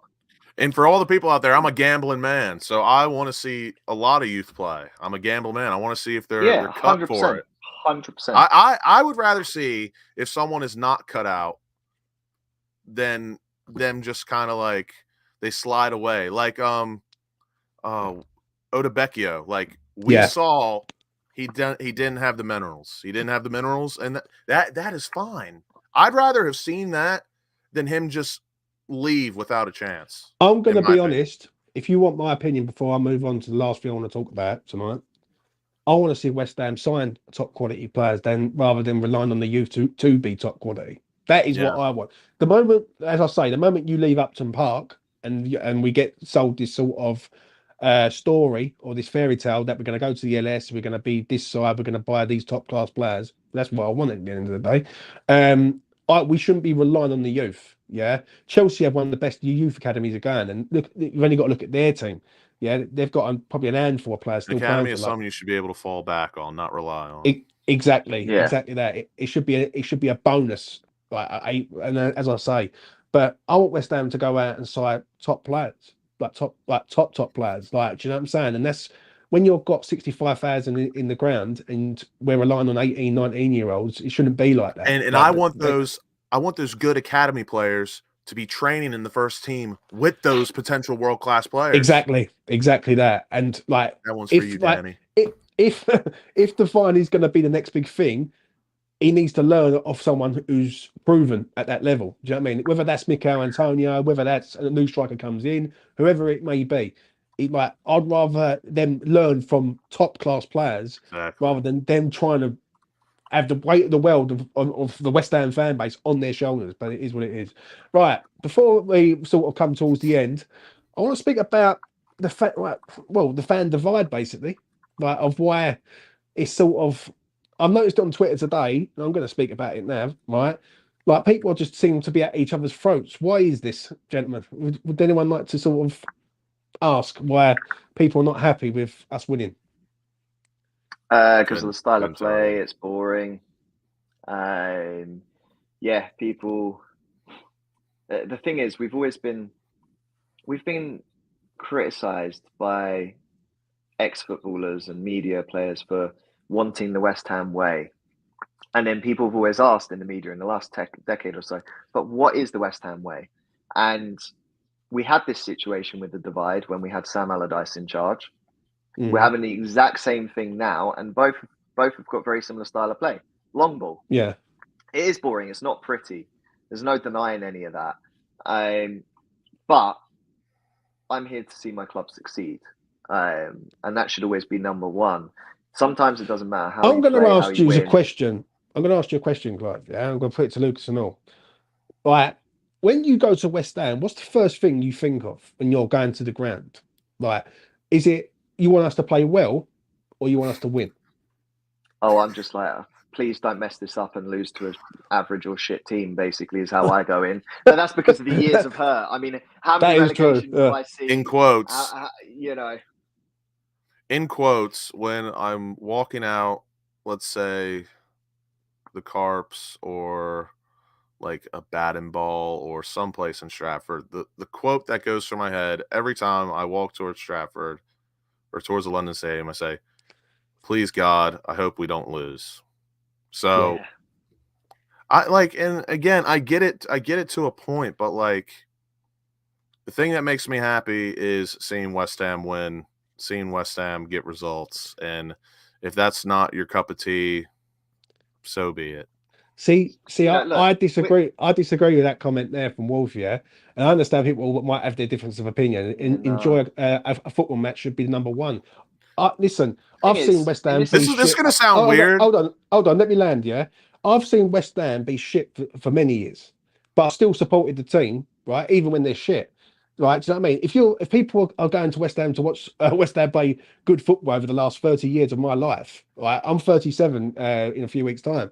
I've seen West Ham be a lot worse than fucking what they are now. A hell of a lot worse. I'll tell. Sorry, go ahead. Like, I know you're keen, right? But I just want to say this, yeah. I care about West Ham winning games of football, yeah, beating teams, right? If we go to Spurs in a few weeks' time and we shit house a 1-0, are people going to moan because we've done a shit house 1-0 against Spurs away? Because I won't. I'll be like, fucking good, because I can't stand it. Do you know what I'm saying? So I don't get it. I really don't. Go on, Lucas. I don't know. For me, I look at it completely different, and you can criticize me for all you want, or I'm talking to the chat, but like, do I like football? I like football. I love football. I love watching football, but I love West Ham more. Agree. If that makes sense. Like, I love the club more than football. So could that be a bit of an oxymoron? Maybe, but like, I think that's something deep that you can think about. I love the club more than the sport. Yeah, but I don't know. What makes me laugh for me, you make it. I just want to say, club. People make it sound like it's just the worst they've ever seen. West Ham. If this is the worst they've ever seen, fucking something wrong. Go on, mate. For me, the final, for instance, is a huge example of this, in my opinion, because the final we played shit, but we won. Yeah. Great. So, ultimately, what matters? We won. Look at the celebrations, the jubilation, the fans, everyone brought everyone together. So ultimately, I couldn't give a damn as long as we get the result right. But I mean, never did I think we'd have 3 years in a row of Europe. Never did I. There's certain aspects that I'm like, this is magical, and we shouldn't take certain things for granted because we're not used to this. And just over a decade ago, not that I'd ever like to give too much credit for GSB, but just over a decade ago, our club was almost on the brink of administration. And ultimately, what would I rather see? If our club was to get relegated today in this current climate, I think not only would we struggle if we didn't come up straight away, but we would have issues with our finances. Yeah. And that would be a huge thing. So sometimes it isn't about the pretty football. For me, it is ensuring the club exists, winning, and the pretty football can come after that. Yeah, but I don't get this with this pretty football stuff. Listen, don't get me wrong. At the weekend, it was fucking awful. Yeah, and I get it. I get what people are saying. It was shit. And the first thing I said on the afterthought the other day was it was fucking bad. But the problem I have is when people sort of moan about the style of play, but we're winning games of football. Like, for me, like, we're unbeaten in 3 games now, right? Do you know what I mean? And we're not only that, we're also coming back in games. Yeah, so that shows commitment in itself. We go 2-1 down against Forest. Yeah, we spin it around. We go 1-0 down here. We spin it around. Don't get me wrong. I think there's a lot of people that don't watch other football teams. I'm one of those that I watch a lot of football teams. I watch a lot of footy on telly. I don't care who's playing sometimes. I'm that person. I just love football. And yes, my heart is West Ham. I used to be like that, but it wasn't because I didn't like football. It's because I was so focused on West Ham. Like, I put all my energy into West Ham. And that's all I could muster. I've done coaching badges in the past, so there's also that aspect. I understand tactics. I understand certain aspects that I'm a little bit geeky in that sense. But regardless of all those points, the point I guess I'm trying to make out of it is I feel like sometimes fans need to watch other teams and understand that we're not the only one with an average style of play, or there's teams that play a lot worse. Like, I'll be honest, the amount of times I've watched Everton on TV, and they're just as boring. And this is across numerous managers, by the way. So there are other teams, and I think realistically, yes, Watch United. We are, yeah. I mean that's an interesting one, but I know. I think ultimately we have to look at the aspect as well, as we're not one of the big clubs. Yes, we're a big club, but I mean we're not in terms of like some of the finances the other clubs have got. I mean, Newcastle fans for years have hated the style of play and everything else. Now they've got a little bit of moolah in them. Their style of play is brand is completely different, and they are more exciting to watch. Until we've got like a full set of team that we can change our style of play, or play more free flowing football with possessive football as well. We're not going to see this exciting football that everyone talks of. We're not one of those teams. I want to see the club succeed. I want more good times to happen, regardless of what we see on the pitch. Because, like Clive said, the conference final is the epitome of that. We did not play good, but the jubilation after and the celebrations, I will literally never forget that. And that's like, again, like I said, I care more about West Ham than the football. And I don't even think about how crap we played, because it doesn't matter. I just want to get to this comment, from Richard, and I see people reacting to it in the chat. We are better than this. We don't need to play like Stoke to win games. We are a big club in this country. Well, if we're a big club in this country, let's start acting like a big club then, and let's have an owner who start acting like a West Ham or a big club. Yeah, people keep saying about West Ham are a big club. I know we're a fucking big club, but does David Sullivan really know that we're a big club? That's what I mean. Because financially, we're not. Yeah, because I'm not being funny or nothing. Yeah, I can accept West Ham getting rid of Moyes. Yeah, and my attitude is get rid of Moyes. Right, you ain't got to keep banging on about it. Get rid of him. Right, but at the end of the day, you've got to bring in someone who's going to maintain that. You can get rid of any great person, player, manager, as long as you have a backup plan. No, Rich, I completely disagree on that. Right, because if we have an ambitious owner, we go up another level. Newcastle have always been a sort of biggish club, but once they get a new owner in, they become a bigger club than they are now. Do you know what I mean? And they've like under Ashley, they was not a big club. Under this new ownership, they're going to be a fucking massive club. They're a big club, but they didn't act like it. And exactly. I totally agree with you on that, and I agree with Rich as well. No matter what, you could also argue. You could argue that with quite a few other teams. I mean, look at Leeds United. I think there's a ton 25 years ago, they were a huge club. I mean, Nottingham Forest back in the day, huge club. Exactly. I think there's a ton in the day, huge. There's a ton of huge clubs out there, in my opinion, but mostly, in my opinion, it's down to owners to capitalize on that. And again, I agree with Rich. No matter what, I think we're a big club, but I agree with you that like we're not going to reach certain levels until we either have that confidence or the bollocks to do it. And Sullivan does it. David Sullivan, he's just not the guy to take us further. Yeah, and we can't do anything but wait. I'm going to say this, right? People keep saying about Moyes.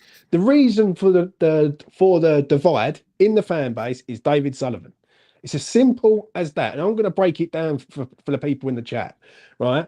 If you are an ambitious owner and everyone says, yeah, we should be doing this, we should be doing that, we should be fucking top 6, top 4, it's shite, I keep hearing. Why didn't Sullivan sack Moyes? I'll do one better. Right, hold on. Let me land, right? So why did Sullivan not sack Moyes at the end of the season? Right, because as I said the other day on a video, I can't remember who I've done it with, but I've done a video, I think, with Lou and you, Clive. Yes. If you are an ambitious owner, you would go out, get a manager in, and let Moyes go. Yeah, you've got 1 year left. Money should be no object. If we're the 15th richest club in the world, money should be no fucking object right now. Right, simple as that. But he didn't do that because David Sullivan's cheap, and he's a cheap cheap owner. And he's just a fucking scumbag, if I'm being honest, right? Instead, he keeps Moyes here, right? Now, if Moyes would have left at the end of the season, people wouldn't have liked it. But if you go and bring in, this argument's sake, Alonso, fans would have turned pretty quick and gone, fair enough, right? You've got rid of one manager, you've gone up a level. He hasn't done that because he doesn't want to fucking. It's because of Sullivan. There's no ambition with the club. If we had ambition, go ahead. If we had ambition, then we would have kept Declan Rice.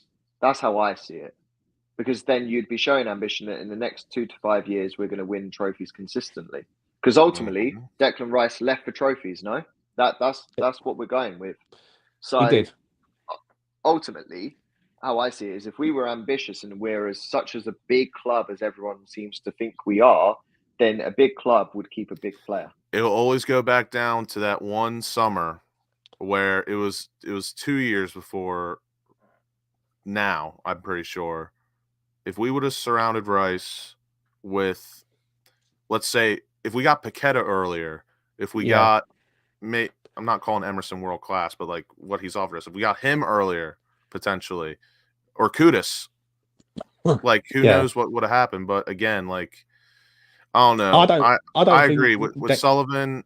He's always going to be the divide, and the amount of avenues that you can go down with Sullivan and narratives and reasons for this and that is almost endless. But I overall, I don't think we're going to progress as a club. And I guess progression would mean winning football in a sexy way that people want to see. We're not going to get that until Sullivan leaves. Mate, at the end of the day, right, the owner of the club is content in having David Moyes at the club because 1, he's cheap.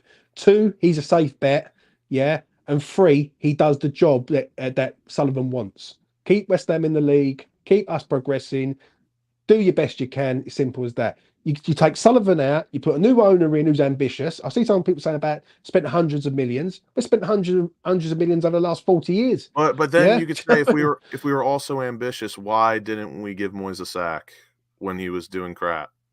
Because that would be the opposite of ambition.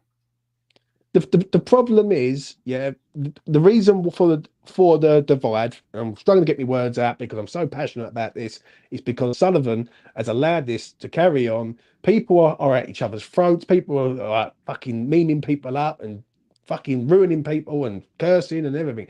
It shouldn't be like that. That's not the West Ham that I know. Like claret and blue, through and through. Like, you know what I mean? That's what it should be, and we should all be the same thing. Instead, people just trying to get up on other people. Like, what the fuck is the crack? Like, do you know what I mean? We should all be together in this. Have a differences of opinion, by all means, but fucking be together, right? We're so divided, it's unreal. This ain't West Ham United, it's West Ham fucking divided. I've never known nothing like it in my life. I find it quite embarrassing from me personally, seeing West Ham and we're so much at each other's throats, it is unreal. It's unreal, and it's just bad. We got to give the benefit of the doubt that it is just Twitter, it is Facebook. Like, there's tons of West Ham supporters that aren't on social media and stuff. So really, we don't know where they stand. But like, in terms of just social media in general, it is a bit disgusting, the divide. If I'm being honest, because like you said, that's not the West Ham I know. That's not the West Ham I love. But then again, everyone has an opinion, even if I don't agree with it.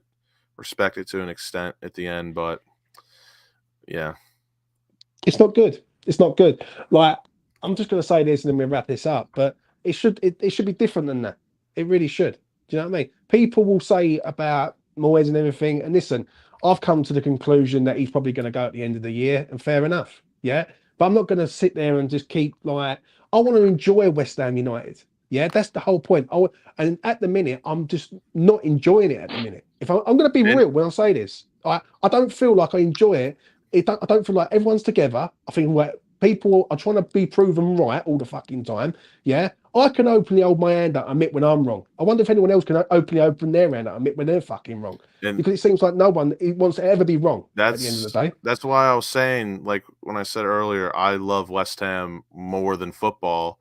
And it's exact what you just said is bang on, because there's been times where like West Ham have been so crap, but like I can go on Twitter or I can talk to like mates who are West Ham as well, and it's just like I can forget about the crap I just seen or other stuff like that, and that just comes into play as to like why I said like I love West Ham more than the football.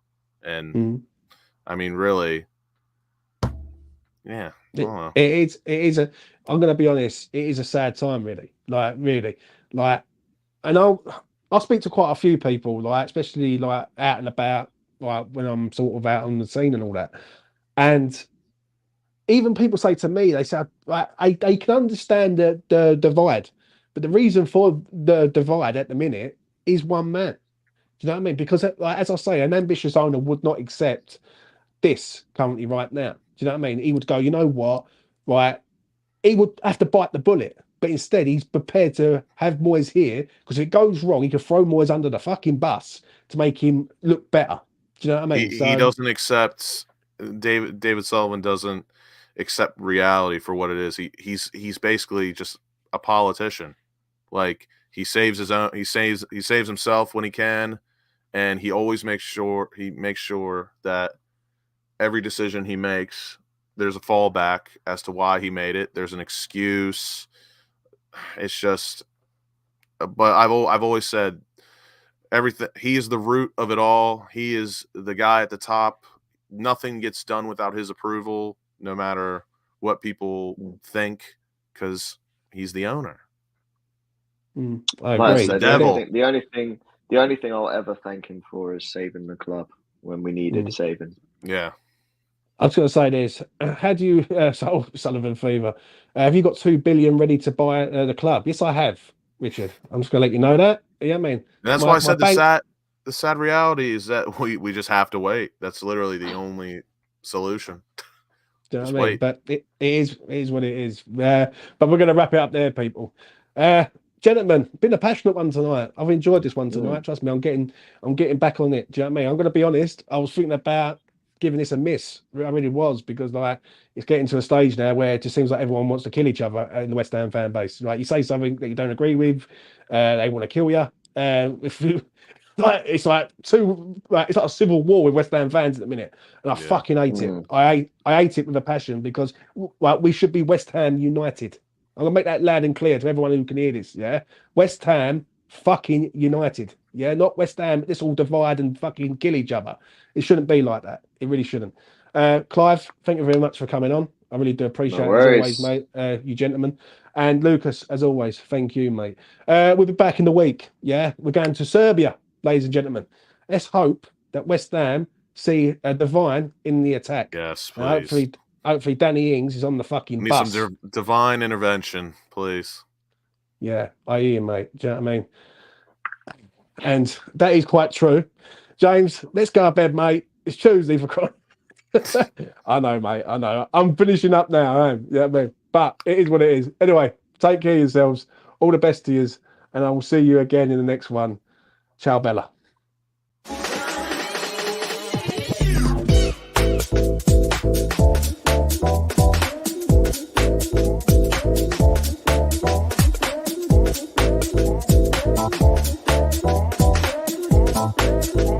That is